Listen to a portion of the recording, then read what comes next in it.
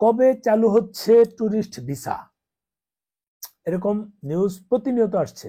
আমরা যেটা আশার আলো দেখেছিলাম, আমরা প্রত্যাশা করেছিলাম যে খুব দ্রুতই এরকম ভিসা চালু হবে। অনেকেই কিন্তু এই নরমালি আবেদন করে ভিসার স্লট পেয়েছে। আমার এরকম একজনের স্লট পেয়েছে, তাকে নিয়ে একটা নিউজ সাজাবো। রবিবার আশা করছি তার পাসপোর্টটা হাতে পাক, ওনার ভিসা আল্লাহর মতো হয়ে গেছে। যদি আমি দেশে থাকি তাহলে আমি নিউজটা করব এটা নিয়ে। আর এটা কেন বলেছিলাম, স্লট বাড়িয়েছিল এমনটা বলেছিলাম, যদিও সেটা এখন আবার সম্ভবত সেটা কমের পথে চলে যাবে আমার মনে হচ্ছে।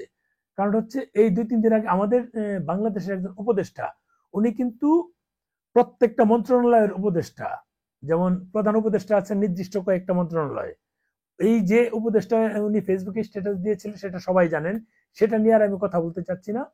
কিন্তু উনি যে স্ট্যাটাস দিয়েছিল এটার প্রতিক্রিয়া কিন্তু ভারত থেকে একটা তারা তীব্র প্রতিবাদ জানিয়েছে। উপদেষ্টা মাহফুজের ফেসবুক পোস্টে ভারতের তীব্র প্রতিক্রিয়া জানিয়েছে।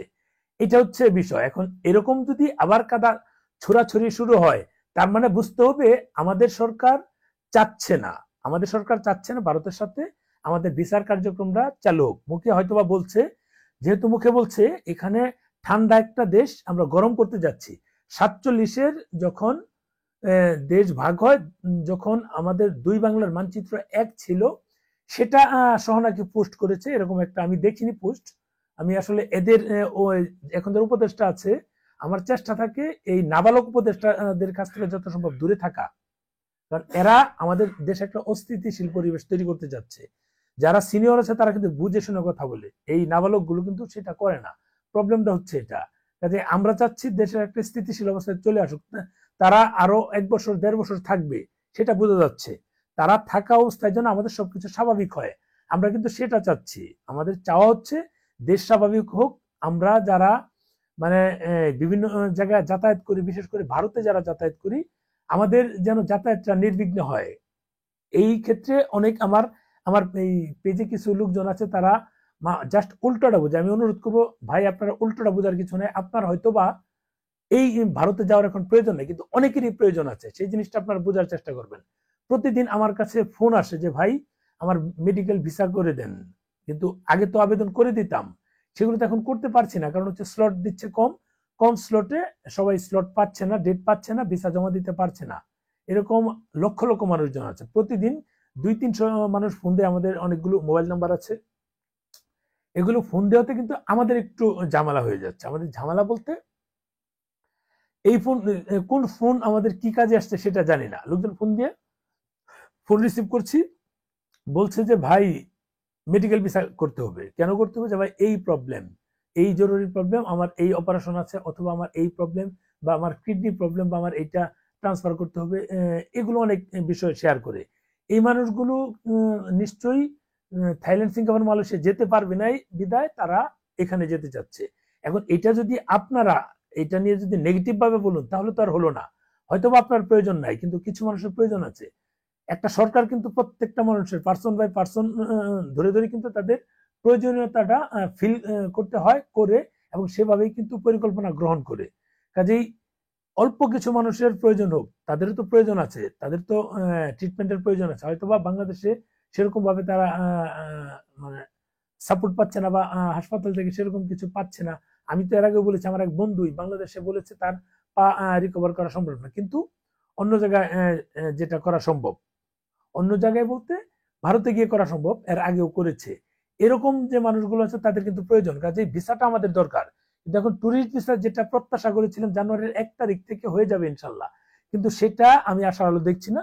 দেখুন, উপদেষ্টা মাহফুজের ফেসবুক পোস্টে ভারতের তীব্র প্রতিবাদ, যেহেতু প্রতিবাদ জানিয়েছে, দুই দেশের মধ্যে সম্পর্ক আবার অবনতি শুরু হবে, এটাই বোঝা যাচ্ছে। এখান থেকে একটা খোঁচা দিলাম, ওখান থেকে আরেকটু তারা প্রতিবাদ জানালো। এই খোঁচা খুচিতে কিন্তু, যেমন প্রধান উপদেষ্টা সাহেব উপদেষ্টা হওয়ার আগে যখন বাইরে ছিল, তখন কিন্তু উনি কিন্তু খোঁচা দিয়ে এসেছে যে বিষয়টা আপনারা একটু খেয়াল করবেন, যদি বাংলাদেশে অস্থিতিশীল পরিবেশ হয়, তাহলে কিন্তু 7 সিস্টার অক্ষুণ্ণ থাকবে না। মানে ইনডাইরেক্ট একটা হুমকি দিয়ে এসেছে। এগুলো ভাই কেন, কি দরকার? ভারত স্থির থাকবে না অস্থিতিশীল থাকবে সেটা আমাদের জরুরি না। আমরা কিভাবে বাংলাদেশ উন্নয়ন করবো সেটা আমাদের জরুরি। এখন আপনারা যদি একজন একজনের পিছনে খোঁচাখুচি নিয়ে ব্যস্ত থাকি তাহলে তো আর হলো না। আপনাদেরকে যেহেতু মানে পাবলিক একটা ম্যান্ডেট না দেখ, অনেক লোকই যেহেতু আন্দোলন এই জুলাই আগস্ট আন্দোলনে সামিল হয়েছে, ওখানকার অনেকেই যেহেতু আপনাদেরকে এখানে বসিয়েছে, নিশ্চয়ই যে মানুষগুলো আপনাদেরকে বসিয়েছে তাদের জন্য হলেও আপনাদের এরকম খোঁচাখুচি না করে উভয় দেশের মাঝেই কিন্তু আমাদের একটা সম্প্রীতি রক্ষা করা প্রয়োজন, সম্প্রীতি দেশ তৈরি করা প্রয়োজন। যেমনটা আমি আগেও বলেছি যে ভারত থেকে আমাদের আমদানি করছে আমাদের প্রয়োজনে, ভারতের প্রয়োজনে না। আর ভারতও নিশ্চয়ই তাদের আমাদের প্রয়োজনে তারা পণ্য দিচ্ছে সেটাও কিন্তু না, তাদের বিজনেস হচ্ছে লক্ষ লক্ষ মানে কোটি কোটি ডলার বিজনেস হচ্ছে। বিজনেস না হলে তো আমাদেরকে ফ্রি দিচ্ছে না, আমরা কিনে আনছি, নিশ্চয়ই আমরা কিনে আনছি, তারা ব্যবসা করছে। আর আমরাও নিয়ে আসছি আমাদের প্রয়োজনে, ভারতের প্রয়োজনে আমরা যাইনি, এটাও আমাদের বুঝতে হবে। আমরা কম দামে পাচ্ছি, অল্প সময়ে পাচ্ছি, যেগুলো জরুরি পণ্য নিত্য প্রয়োজনীয় দ্রব্য যেগুলো আছে সেগুলো কিন্তু আমরা আমাদের প্রয়োজনে নিচ্ছি, আমরা কিন্তু ভারতের প্রয়োজনে নিচ্ছি না। কাজে উভয় দেশের মাঝেই যদি আমাদের সম্প্রীতির বন্ধনটা ঠিক থাকে তাহলে কিন্তু আমাদের এই যে মানে খোঁচাখুচি বা এটার কারণে যে সম্পর্ক খারাপ হচ্ছিল সেটা কিন্তু আবার রিকভার হবে। আমরা কিন্তু উভয় দেশের সবাই হয়তো বা ভারতে যাওয়ার প্রয়োজন নাই, কিন্তু আমরা যারা যাই যাতায়াত করি আমাদের তো ভারতে যাওয়ার প্রয়োজন। আমাদের তো জন্য হলেও তো আপনাদের অন্তত শালীনতা বজায় রেখে কথা বলা উচিত। আমাদের এমন কোনো কথা বলা উচিত না বা মানে কাজ করা উচিত না যেগুলো মানে দুই দেশের মধ্যে সম্পর্ক আরো অবনতি হয়। দুই দেশের সরকারই তো চাচ্ছে সম্পর্ক আবার পুনরায় মানে নতুন করে স্থাপন করার জন্য, কিন্তু তার মাঝে মাঝে মধ্যে দু একজন নাবালক উপদেষ্টা কেন খোঁচা দেয় সেগুলোই বুঝি না। মানুষের বলে যে নাবালক পোলাপান, এমনিতেই বলে না। নাবালক যখন সাবালক হয় তখন একটা ম্যাচুরিটি ভাব আসে, যখন এই ম্যাচুরিটি ভাব না আসবে তখন বুঝে নিতে হবে এরা নাবালক। আর নাবালক দিয়ে কিন্তু দেশ চালানো খুব কঠিন। কাজেই নাবালকদেরকে আপনারা যারা সিনিয়র আছেন নিশ্চয়ই একটু তাদেরকে মানে ব্যালেন্স রেখে কথা বলতে বলুন, তা নাহলে তো আমাদের প্রবলেম, আপনাদের প্রবলেম না। আপনাদের তো মানে কোটি কোটি টাকা আর আখের গোছানো হচ্ছে, আমরা কি করব? আমরা তো সাধারণ জনগণ।